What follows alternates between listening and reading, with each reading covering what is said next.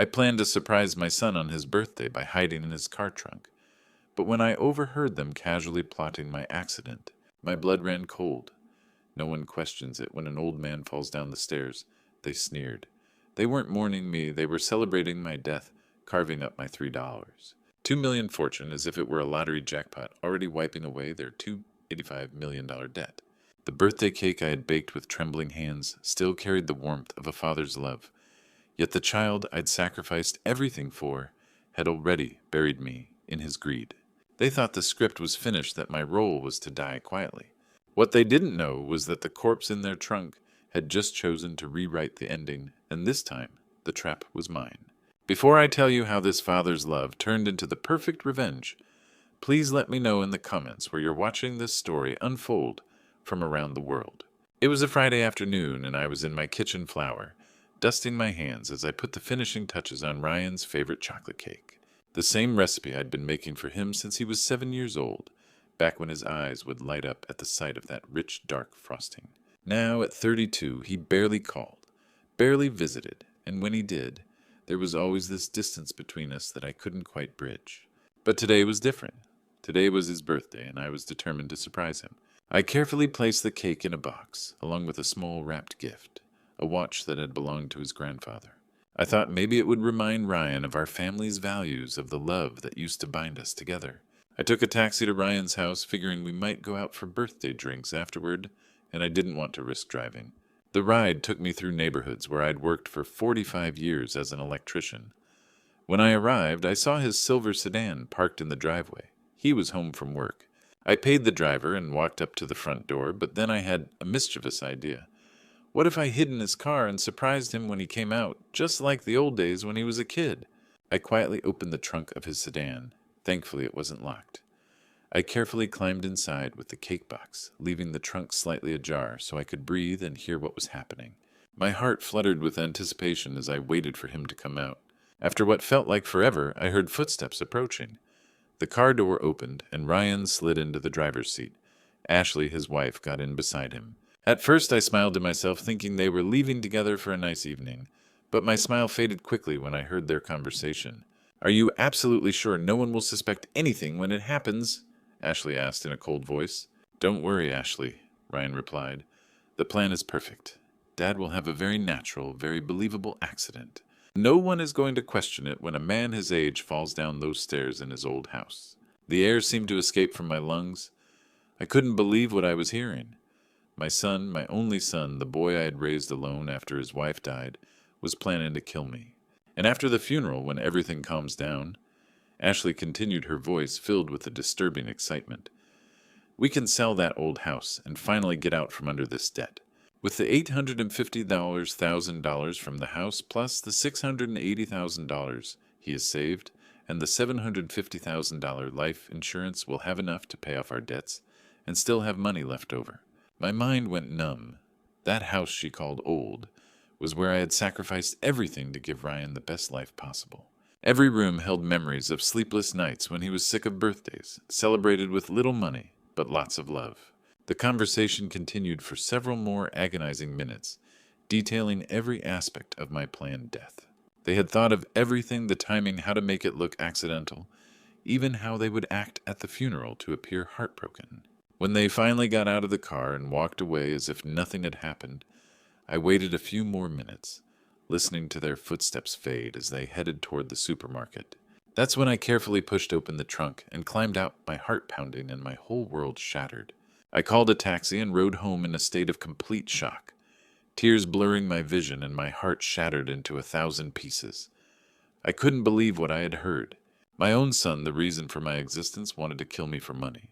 But as I sat in my kitchen that night, staring at the birthday cake that would never be given, I made a decision that would change everything forever. If Ryan wanted me dead, then maybe it was time for Kyler Monroe to die.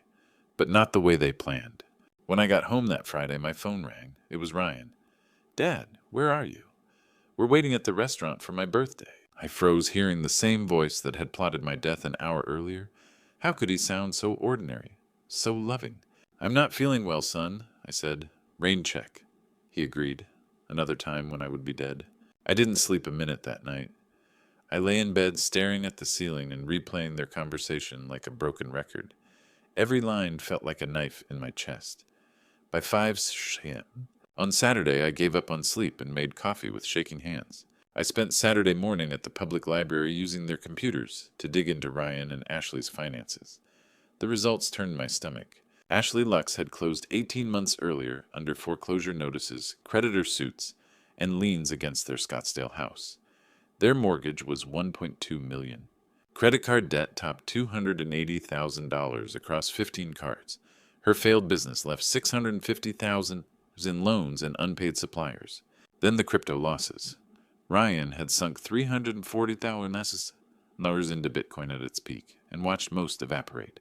He'd borrowed against their home to average down and lost that too. Debts totaled about $2. $85 million with monthly obligations over $35,000. Ryan earned about $8,000 a month. The math didn't work. Sitting in that chair, I saw how desperate they were. They were drowning, not monsters.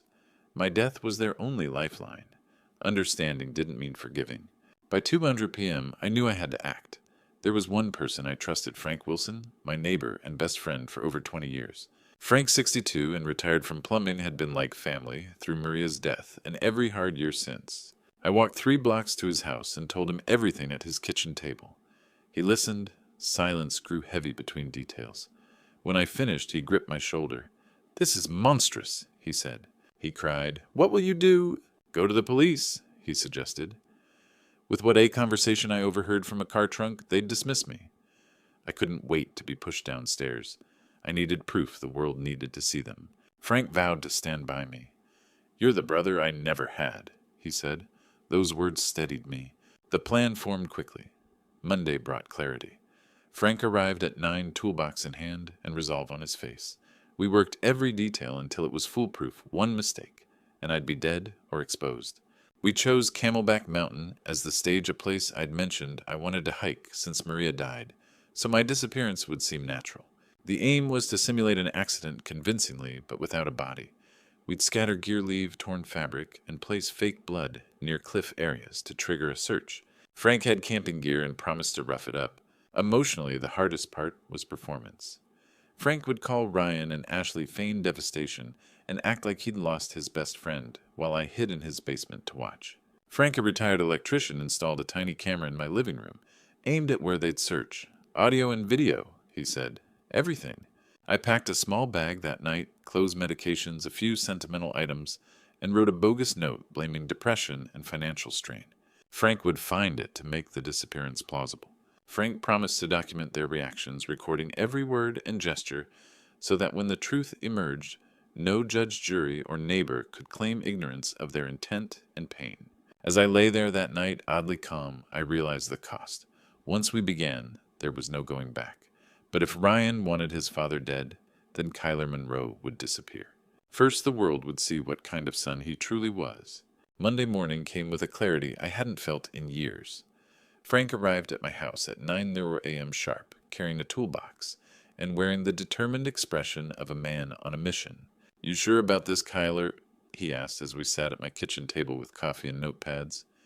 "Frank, they want me dead. The only question is whether I control how it happens." We spent 2 hours mapping out every detail. The plan had to be foolproof. One mistake and I'd either be actually dead or exposed as a fraud. "Camelback Mountain," Frank said, tapping his pen. "You've mentioned wanting to try hiking there since Maria died. People know you've been looking for ways to cope." He was right. I'd been talking about getting more exercise, finding healthy ways to deal with my grief. A solo hiking trip would seem completely natural. "The key is making it look like an accident without actually having one," I said. "We need evidence that suggests I fell, but not so much that they find a body." Frank nodded grimly. "I've got old camping gear in my garage. Backpack, water bottles, energy bars. We'll rough them up, make it look like you took a tumble near those cliff areas. Some torn fabric on the rocks, scattered belongings. That should be enough evidence." The technical aspects were straightforward, but the emotional preparation was harder. Frank would have to call Ryan and Ashley, pretend to be devastated, act like he'd lost his best friend. Meanwhile, I'd be staying hidden in his basement for the entire time. Days, maybe a week.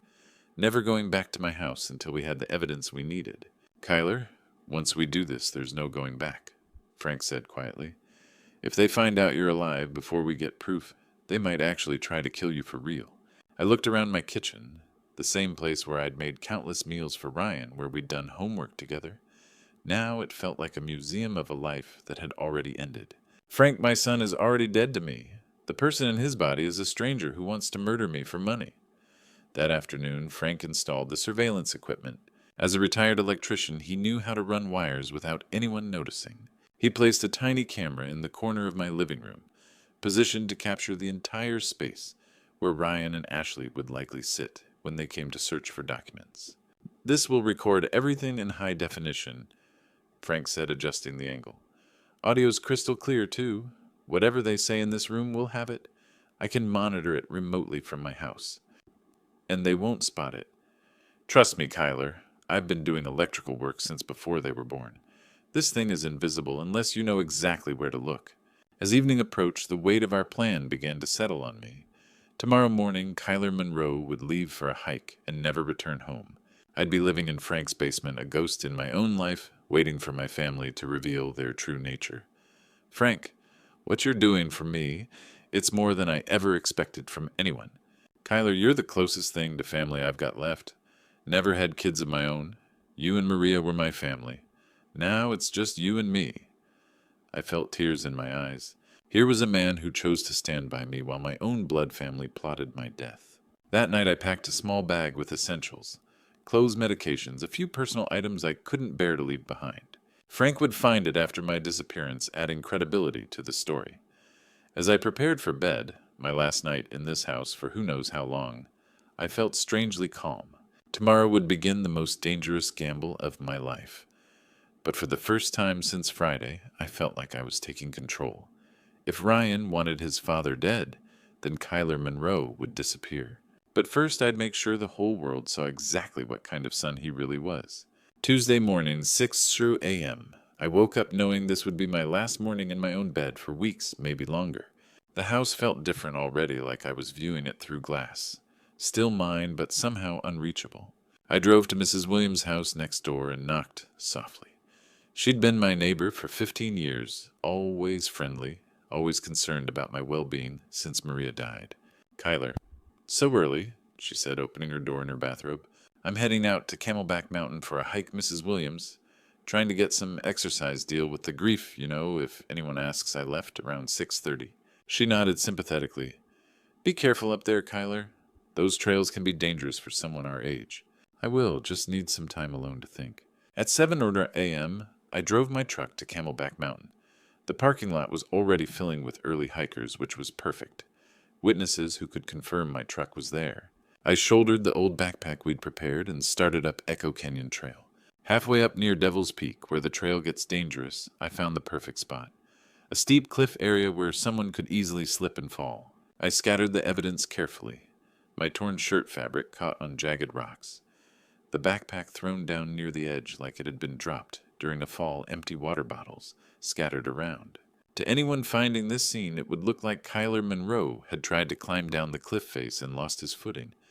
The kind of accident that happens to overconfident hikers all the time.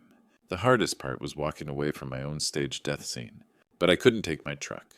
It had to stay in that parking lot as evidence that Kyler Monroe had come to the mountain and never left. I hiked down a different trail to avoid the main parking area and walked about a mile to a gas station. From there, I called a taxi.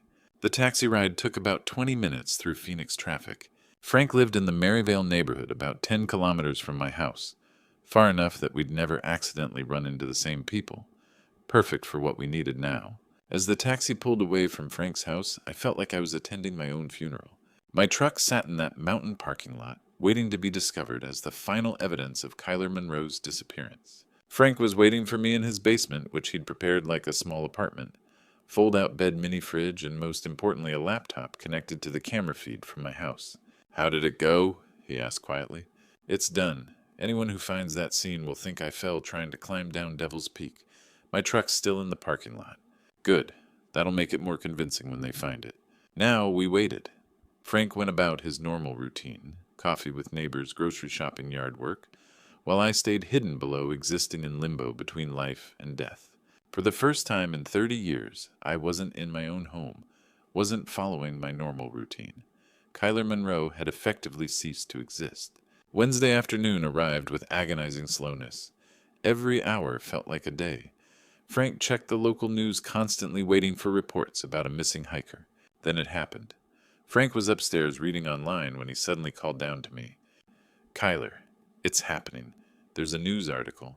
Local man missing after Camelback Mountain hike. They found your stuff in your truck. My heart pounded.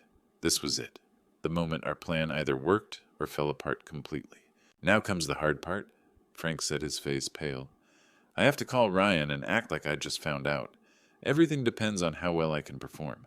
I settled back into the basement shadows, officially dead to the world, waiting to hear my son's true reaction to news of my death. Frank took a deep breath and dialed Ryan. I could hear every word through the thin basement ceiling as he began the performance of his life. Ryan, it's Frank. I have terrible news about your father. His voice trembled, equal parts genuine grief and practiced panic. A pause. Then Ryan, muffled but clear. What happened? Frank, I just saw it on the local news. They found his truck and some of his things at Camelback Mountain. The police think he had an accident. Silence again, longer this time. Dad went hiking. When? Yesterday morning. He told Mrs. Williams he was going. Said he needed time alone to think about your mother. Frank's voice cracked convincingly. Ryan, I'm so sorry. They're still searching, but... Oh, just that. No, oh my God, no whale. My stomach dropped. That wasn't the reaction of a son hearing his father might be dead. It was the reaction of someone who had been expecting this. Ryan, are you there? Frank pressed, staying in character. Yes, I'm here. This is shocking. Let me tell Ashley. I heard the faint rustle of voices, then Ryan returned. Frank, we're driving down to Phoenix immediately. Has the police said anything else? They're using helicopters and K-9 units, but it's been over 24 hours. The area where they found his things is very dangerous. I see. We'll be there in a few hours. Thank you for calling, Frank. Ryan, I'm so sorry. Your father was like a brother to me. Yes, well, we'll see you soon. The call ended. Frank came down the stairs, pale and shaken. Kyler, I'm sorry you had to hear that.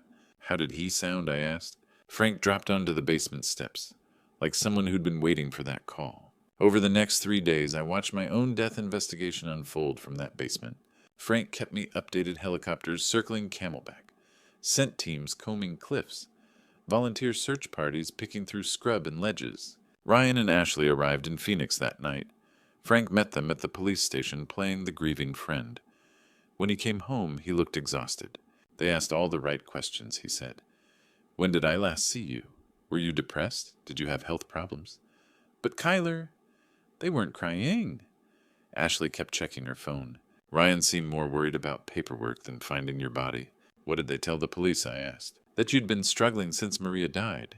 That you'd mentioned feeling like a burden. They're shaping a suicide narrative makes everything easier to accept. On Friday, the official word came. Frank's phone rang, and I listened as he spoke with the search commander. Mr. Wilson, we're scaling back. After 4 days with no trace beyond the belongings, and given the dangerous terrain, we're officially declaring him presumed dead. Frank broke down, perfectly sobbing into the receiver. I understand. Thank you for trying. The most telling moment came an hour later when Frank called Ryan with the news. Ryan, they've called off the search. Your father is officially... He's presumed dead. I see. Ryan's voice stayed steady. What happens now? There'll be paperwork, death certificate, that sort of thing. Right. Frank, Ashley, and I will go through Dad's house this Sunday, look for important documents, his will, insurance papers. We want to keep this private. Just family. We don't want neighbors getting curious about Dad's financial situation. I understand, Frank said carefully. It's nothing personal, Frank. We just think it's better to handle things quietly. Family business. My blood ran cold. My body was supposedly still out on that mountain, and they were already planning to rifle through my house. Worse, they didn't want Frank there. They wanted to be alone with my belongings. After Frank hung up, he came downstairs with a grim expression. They're coming to your house Sunday. Just the two of them. They don't want me there.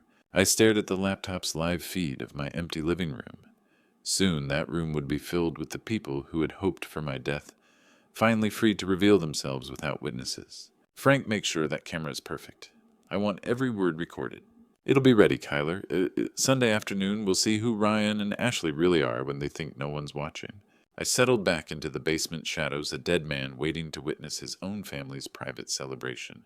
Sunday afternoon, 2:00 p.m. I sat in Frank's basement watching my empty living room on the laptop. The camera sat in the corner, invisible, unless you knew where to look. They should be here soon, Frank said, checking his watch. Remember, they didn't want me there. They wanted privacy. At 2:15, I saw Ryan's key turn. He and Ashley stepped inside, and the mask of grief evaporated. Ashley's eyes scanned the room like a shopper. Ryan went straight to my desk. Finally, Ashley said, and the camera picked up every crisp syllable. I thought we'd never get a moment alone here. Frank means well, but this is family business, Ryan replied, rifling papers. Ashley picked up a framed graduation photo and set it aside with a shrug. We should keep a few things for appearances, make it look like we cared. My heart dropped. They wanted a show. Here's what we came for. Ryan held up the insurance documents. $750,000 beneficiary. Ryan Monroe. No complications. And the house. I called a realtor Friday. $850, maybe $900. No mortgage, pure profit. They spoke of my death like ledger entries. What about his savings? Ashley asked, moving to the mantel. $680 in the bank, plus his 401k. I saw the statements when we were at the station. Let's add it up. Ashley tapped her phone. $758, $5680. Over $2 million. Plus we stopped paying $35,000 a month in debts. We're finally free. Ryan actually smiled. They sat on my couch, the same couch where I'd read Ryan bedtime stories and planned purchases as if I were already gone. My stomach turned. The staircase plan, the one I'd overheard in his car, was being celebrated. Ashley laughed. I thought the staircase would be messy. This is cleaner. Just a depressed old man who couldn't handle being alone. The police bought it. Grieving widower takes a dangerous hike. It writes itself. They were not grieving. They were counting windfalls. Should we call the insurance company tomorrow? Ashley asked. I'll handle it. I've talked to a lawyer about the death certificate. It's just paperwork now. And then we pay off debt and buy the Scottsdale Hills house, Ashley said, tracing the room with her eyes. I hated coming here. This sad little house made us feel guilty for wanting nice things. He never understood we're meant for more than working-class mediocrity, Ryan added. Working-class mediocrity. That was my life to them. They cataloged my things like vultures for an hour keep-sell toss, evaluating every memory by dollar value. The worst hit when Ashley opened my fridge and found a stale birthday cake. Look at this, she sneered. He actually made you a cake. How pathetic. Throw it away, Ryan said. Everything from his pathetic life. That cake made with hope and clumsy love was garbage to them. They left at 4:30. I sat in the basement hollow and burning with something colder resolve. Frank came down. How bad was it? Worse than I thought. I replayed the footage in my head, their smiles, their admissions. The plan confessed like idle talk. We have it all recorded, Frank said. Good. I stared at the violated living room on screen. Now we plan their reckoning. They want to celebrate my death. Let's give them a resurrection they'll never forget. Friday afternoon, Frank's phone rang. It was Ryan. Frank, we'd like to have a family meeting about Dad's estate. Tomorrow at 3:00 p.m. at his house. We're bringing our lawyer, Michael Thompson, to make everything official. Of course, Frank replied, playing his role perfectly. Should I be there? Actually, yes. You were Dad's closest friend. It feels right to have you there. After Frank hung up, we looked at each other with grim satisfaction. They were walking directly into our trap. They want the lawyer there to make it look legitimate, I said. But really they just want to formalize their windfall. Saturday at 2:45 p.m. I positioned myself in my own garage, watching through a crack in the door. Frank had given me a small earpiece so I could hear everything happening inside. The camera was still recording, and we'd called Detective Rodriguez, who was waiting 2 blocks away with backup. At 3 hours sharp, Ryan and Ashley arrived with Michael Thompson, a thin man in an expensive suit, carrying a briefcase. Through my earpiece, I heard them settle in my living room, the same room where they'd celebrated my death just 6 days ago. We're here to discuss the distribution of Kyler Monroe's estate. Thompson began formally. Valued at approximately $2.3 million. That's correct, Ryan said. Everything goes to me as sole heir, but we want this handled properly. Frank played his part beautifully. Kyler would have wanted that. He was always so careful about doing things right. Yes, well, Ashley interjected, we all know Dad was very particular about money. Particular? Thompson asked. He was cheap, Ryan said bluntly. Never wanted to spend money on anything worthwhile. always acting like we should be grateful for his working-class lifestyle. I gripped the garage door handle, waiting for the perfect moment. The insurance payout should come through next week. Thompson continued. 750,000. The house can go on the market immediately. Finally, Ashley said with obvious relief, we can pay off our debts and actually live like normal people. It's ironic, Ryan added, that Dad's death solved all our problems. If he hadn't killed himself, we might have had to help him along eventually. That was it, the admission I needed. I walked through my back door and into my living room. Help me along with what son... The silence was deafening. Ashley's face went completely white. Michael Thompson dropped his pen. Frank acted perfectly shocked. But Ryan looked like he'd seen a ghost, which in a way he had. Dad, he whispered. But you're dead. We saw the news reports. The police said Kyler Monroe was presumed dead. They never found a body, did they? Ashley started hyperventilating. This isn't possible. You fell off Camelback Mountain. Your truck, your belongings. You mean these belongings? I pulled out my phone and played the video from Sunday. Their voices filled the room. He basically killed himself. Saved us the trouble of that staircase accident we were planning. Ryan lunged for the phone, but I stepped back. Too late, son. This has already been sent to the police. Dad, please, Ryan said, his voice cracking. Let me explain. We were just upset saying things we didn't mean. Upset. I laughed bitterly. You were celebrating. You called my life working-class mediocrity. You threw away the birthday cake I made for you and called it pathetic. Michael Thompson stood up shakily. Mr. Monroe, I had no idea. I thought you were actually dead. I know you did, Mr. Thompson. You're not the criminal here. The front door opened and Detective Rodriguez walked in with 2 officers. Ryan Monroe and Ashley Monroe, you're under arrest for conspiracy to commit murder and insurance fraud. This is entrapment, Ashley screamed as the handcuffs clicked. He faked his own death. To expose your plan to murder me, I replied calmly, which you just confessed to on camera. As they were led away, Ryan turned back to me one last time. Dad, I'm your son. No, I said quietly. My son died the day he decided his father's life was worth less than money. You're just a stranger who wanted me dead. The door closed behind them and my house fell silent. Frank put his hand on my shoulder. How do you feel, Kyler? Like I can finally breathe again. For the first time in a week, I feel alive. Detective Rodriguez approached me. Mr. Monroe will need your full statement, but I have to say, this is the most elaborate sting operation I've ever seen from a civilian. Sometimes, I replied, the dead have to rise to expose the truth. The media storm began the next morning. Phoenix man fakes death to expose son's murder plot splashed across local papers. By afternoon, national crews crowded outside Frank's house where I stayed until legal matters were done. The trial moved quickly. With video evidence and recorded confessions, Ryan and Ashley's lawyers advised guilty pleas. 3 months after my resurrection, they were sentenced. Ryan got 15 years for conspiracy and insurance fraud. Ashley received 12 as an accessory. I attended sentencing for closure, not vengeance. When the judge asked if I wished to speak, I rose. Your Honor, I spent 32 years raising a son. The man in that defendant's chair is a stranger. My real son died the day he chose money over his father's life. Ryan broke down, but I felt nothing what I had loved was gone. 6 months later, I sold the house. Too many memories lived in those walls. I bought a smaller place 3 blocks from Frank. Frank and I became inseparable, mornings over coffee, afternoons in the garden, evenings playing cards or watching old movies. You know what's funny? Frank said one evening on my new porch. Your blood family tried to kill you for money, but you ended up giving most of it away. He was right. I donated $500,000 to a foundation that protects the elderly from financial abuse, and used the rest for scholarships for working-class students. Kids like the boy my son used to be before greed took him. Money reveals character, I told Frank. It doesn't make it. Ryan and Ashley were broken long before debt gave them an excuse to show it. A year after my death, I started speaking at senior centers and community groups, not for revenge, but to help other parents spot financial abuse by their children. Family isn't defined by blood, I tell audiences. It's defined by love, loyalty, and the choices we make. Frank risked everything to help me find the truth.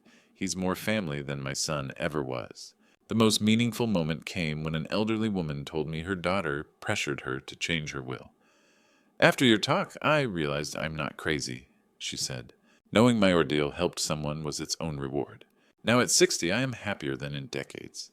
My house is filled with friends, other retirees who became chosen family.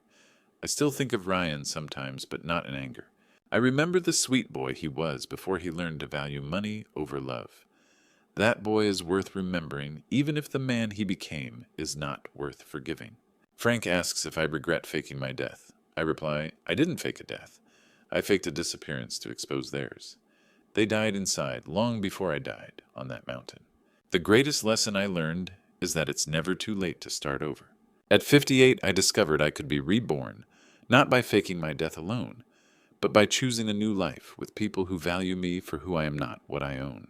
If you're listening and feel betrayed by family, know this: blood doesn't make family love, does. The family you choose might love you better than the one you were born into. My name is Kyler Monroe. I'm 60. I died at 58 and was reborn the same day. This is my story of losing everything and finding what matters. True family is chosen, not born. My journey has demonstrated that genuine love and devotion aren't solely determined by bloodlines, but by the decisions we make for one another. Throughout this experience, I've discovered that sometimes we must confront our deepest trials to uncover our inner resilience. The Lord has blessed me with the strength to triumph over every obstacle and discover those who authentically care for me. Grandpa's stories such as mine aren't merely individual tales. They serve as precious teachings about understanding the value of sincere connections. During my bleakest hours, I sought guidance through prayer and received divine illumination. Grandpa's stories frequently remind us that true family encompasses not just blood relatives, but those willing to support you through hardship. If you carry your own grandpa stories within you or have faced comparable challenges, I encourage you to share them in the comment section below. I'm eager to listen to your experiences and unite in finding courage to persevere. Through divine grace, we can conquer any hardship that comes our way. Please remember to subscribe to our channel to stay connected with more inspiring narratives. Thank you for your attention, and let's work together to spread compassion and faithfulness throughout our communities.